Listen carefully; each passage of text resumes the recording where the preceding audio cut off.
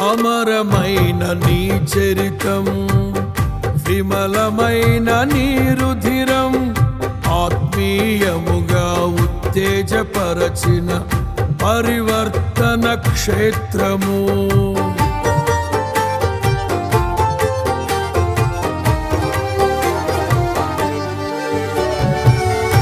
అమరమైన నీ చరితం, విమలమైన నీ రుధిరం, ఆత్మీయముగా ఉత్తేజపరచిన పరివర్తన క్షేత్రము.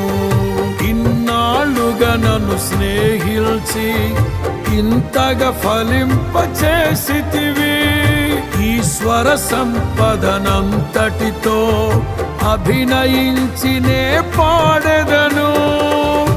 ఉండలేను బ్రతుకలేను నీ